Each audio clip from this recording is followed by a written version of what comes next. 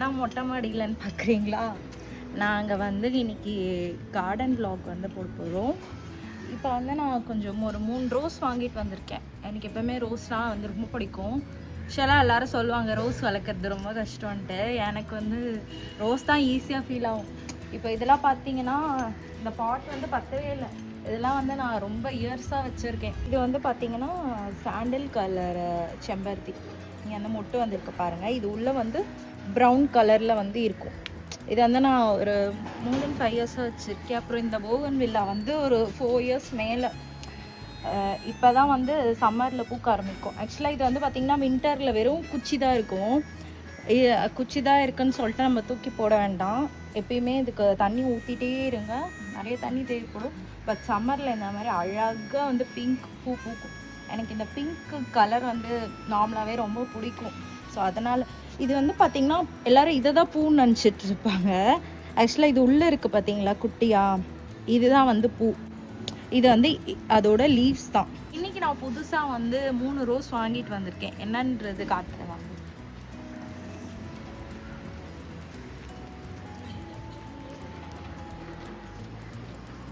இது வந்து 70s rose. இப்போ ரோஸ் வளர்க்க ஃபஸ்ட்டு ஆசைப்படுறீங்க அப்படின்னா நீங்கள் கண்டிப்பாக வந்து இந்த ரோஸ் வந்து வாங்கலாம். இதுவும் அதே தான். இங்கே பாருங்கள், இந்த மாதிரி இருக்கும். ஒரு மாதிரி சாண்டல் கலரில் வந்து அழகாக வந்து பூக்கும். இது வந்து பார்த்திங்கன்னா இப்போ இந்த செடியிலே பாருங்கள் எவ்வளோ மொட்டு இருக்குது. அது ஒன்று இருக்கா, இங்கே 2 3 4 5 6 7 கிட்டத்தட்ட 8 மொட்டு, 10 மொட்டு இருக்குது. தோணு இருக்குது, தோணு இருக்குது, தோணு இருக்குது.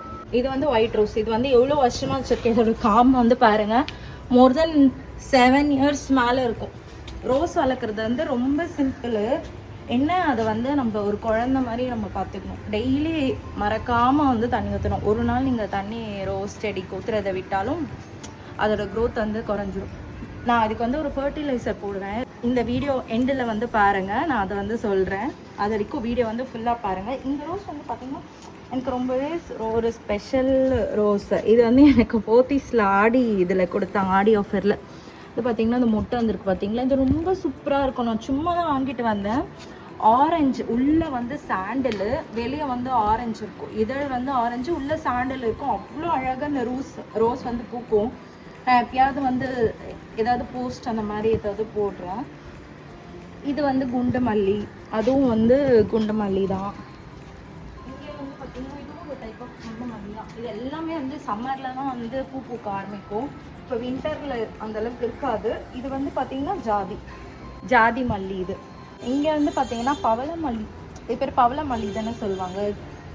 இது வந்து நைட்டில் வந்து பூத்து கீழே தான் கிடக்கும். செடியில் நீங்கள் அந்தளவுக்கு பூவே பார்க்க முடியாது. கீழே தான் பார்த்திங்கன்னா இங்கெல்லாம் இருக்குது பார்த்திங்களா, கீழே தான் வந்து இருக்குமே. எனக்கு ரொம்ப பிடிக்கும். இது வந்து அனுமனுக்கு ஃபேவரட்டான பூ அப்படின்னு சொல்லுவாங்க. இது வந்து என்னை விட உயரமாக படிச்சு இதை கட் பண்ணி விடணும்னு நினைப்பேன். ஏன்னா இங்கே பார்த்தீங்கன்னா இங்கெல்லாம் வந்து பூச்சி வந்துருச்சு. மோஸ்ட்டாக பூச்சி வருதுன்னா ஒன்றுமே செய்யாதீங்க. உங்களால் எந்த மருந்தும் அடிக்க முடியலைன்னா இந்த பூண்டு இருக்குல்ல, பூண்டை நல்லா அரைச்சி மஞ்சத்தூள் போட்டு அந்த வாட்டரை வந்து தெளித்து விடணும். ஊற்றக்கூடாது, தெளித்து விடணும். அப்போ வந்து இந்த பூச்சிலாம் வந்து போயிடும். இந்த குட்டி குட்டி ரெட் ஃப்ளவர்ஸ் சும்மா இந்த அழகுக்காக வாங்கினேன். இது இவ்வளோ அழகாக இருக்க பாருங்களேன், எனக்கு ரொம்ப பிடிக்கும். நான் அப்படி வச்சுக்கிறேன் காதில். ரொம்ப அழகாக இருக்குது. இதை தான் ஹேர் ஸ்டைல் மாதிரி பின்னாடி பின்னி அது உள்ள இந்த குட்டி குட்டி ரெட் ஃப்ளவர்ஸ் வச்சோன்னா ரொம்ப அழகாக இருக்கும். அழகுக்காக வாங்கினது. இது அரளி, பிங்க் கலர் அரளி. இங்கே வந்து நான் எல்லோ வச்சுருக்கேன், எல்லோ கலர் அரளி வச்சுருக்கேன். 7 days ரோஸ் வாங்கிட்டு வரலாம் அப்படின்ட்டு 7 days ரோஸ் வாங்கிட்டு வந்திருக்கேன். சீரியஸாக சொல்கிறேன், நீங்கள் ஃபஸ்ட் ரோஸ் வளர்க்க ஆசைப்பட்டிங்கன்னா 7 days ரோஸ் அப்படின்ட்டு கடையில் கேட்டு இதை வாங்குங்க. ரொம்பவே நல்லாயிருக்கும். இதை எங்கே வைக்கலான்ட்டு இப்போ பார்க்கலாம். ஃபைனலாக செடியெல்லாம் வச்சு முடிச்சிட்டேன்.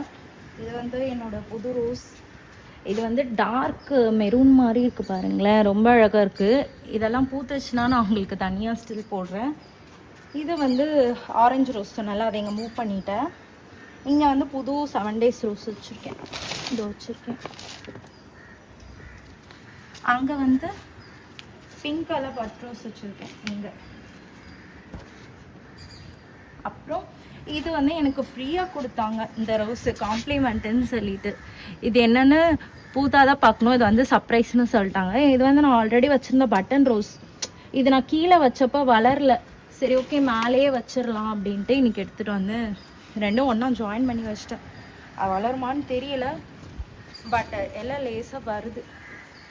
ஓகே ஃபைனலாக இப்போ நான் வந்து இது எல்லாத்துக்குமே வந்து ஒரு 3 days கழிச்சு ஃபர்டிலைசர் போட்டுருவேன் ரோஸ்க்கு.